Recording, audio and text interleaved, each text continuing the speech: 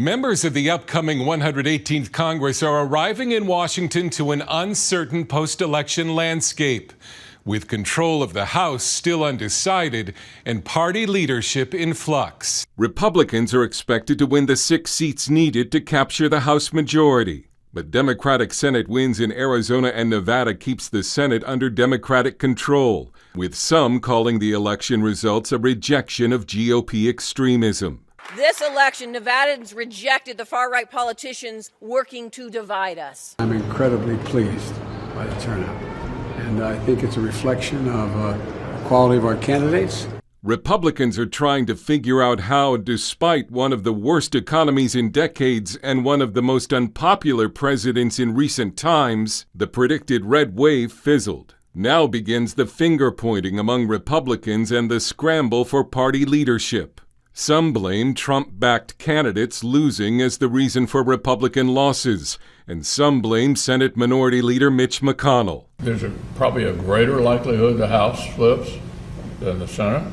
Candidate quality has a lot to do with the outcome. Republican Senator Bill Cassidy, who voted to impeach former President Trump, says he supports Senator Mitch McConnell to continue as leader. We have to be a party about the future.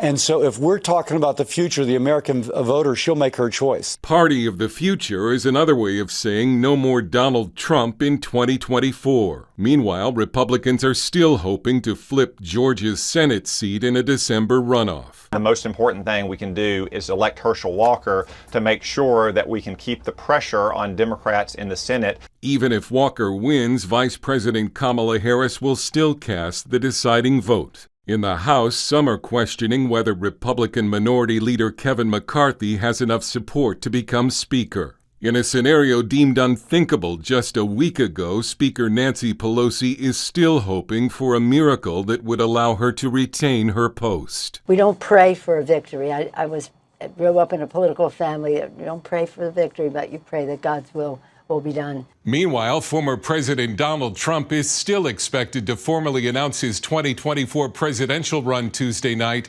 even though some are calling on him to wait. Dale Hurd, CBN News.